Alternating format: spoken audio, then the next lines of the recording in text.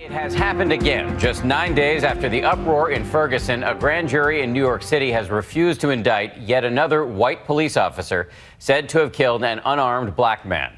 The incident, which involved an apparent chokehold, was captured on video and went viral. And tonight, protesters are in the streets. The president is weighing in, and ABC's Ron Claiborne is on the story.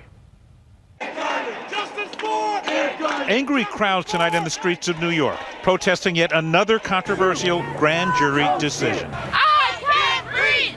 Adding a new chant to the growing chorus of civil discontent across the country. Now responding to the white police officer seen here, not facing charges for holding down an unarmed black man, Eric Garner, in an apparent chokehold that is said to have eventually killed him.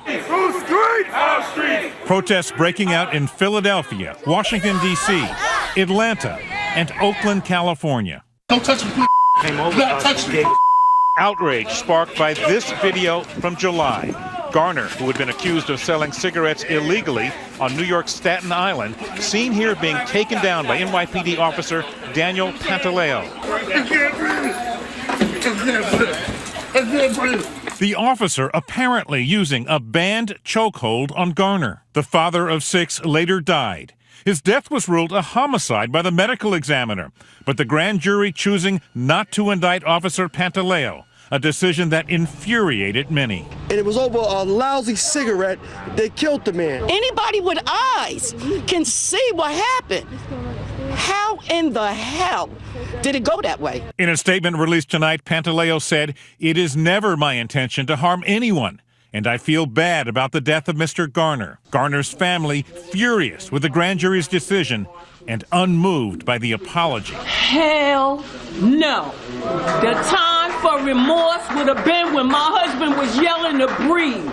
The 22-person grand jury, composed of 13 or 14 white jurors and 9 or 10 black or Hispanic jurors, met for more than 4 months and heard from more than 22 witnesses. As a legal matter, police officers are allowed to do things ordinary people aren't allowed to do. The question becomes, when do they cross the line? When was it no longer objectively reasonable to use the kind of force that they did? Hands up, don't shoot! Hands up, don't shoot! The outrage over this incident stems from one underlying worry, that in the eyes of the judicial system, black lives don't matter. Black lives do not matter to this system.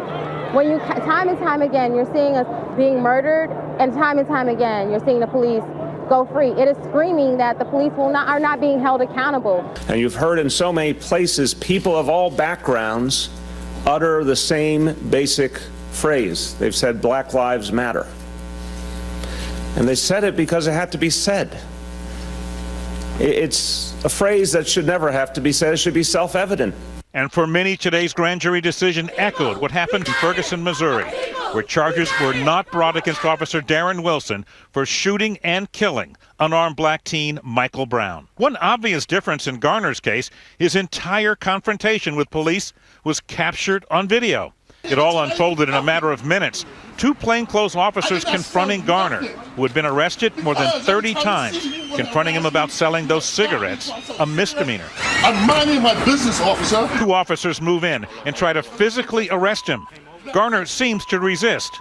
Within seconds, the 350-pound man is down. From the ground, Garner cries out. Put your hand behind your back. I can't breathe. I can't breathe. I can't breathe. I can't breathe. For several long minutes, Garner lays on the ground, not moving. He was saying stop resisting. He's like, I'm not resisting, and then it was, I can't breathe, and then that's it. You see his arm get stiff, and I already knew. Sorry, EMS is here. Answer their questions, okay?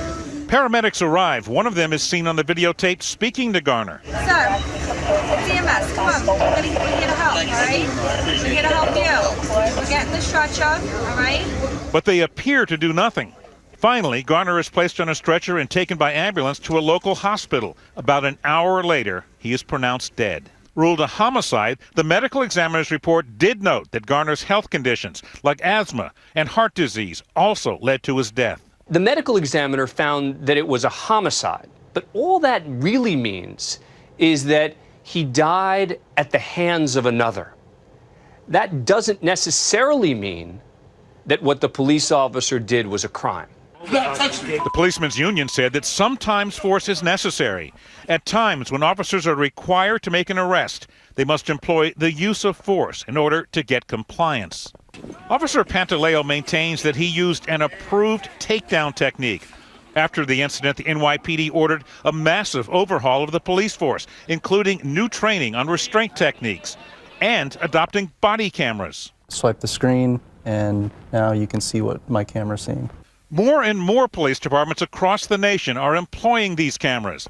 We rode along with the Los Angeles Sheriff's Department that showed us how they work.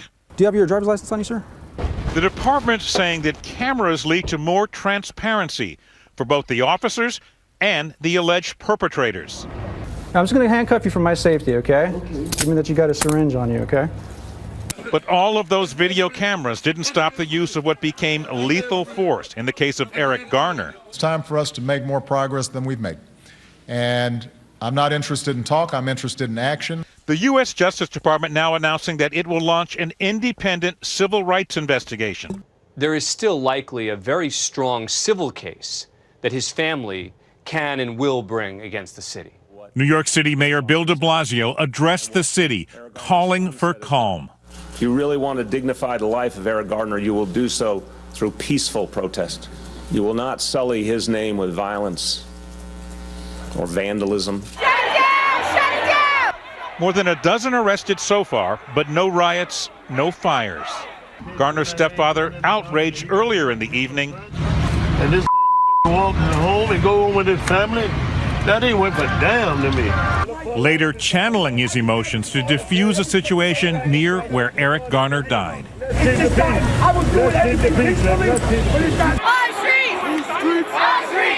But many are promising protests well into the week. Eric Garner got choked by the cops in Staten Island. Fighting for justice they feel will come no time soon. The man was lynched for the whole world to see. And our system of justice is so corrupt that they couldn't even indict the officer that committed the murder. For Nightline, I'm Ron Claiborne in New York.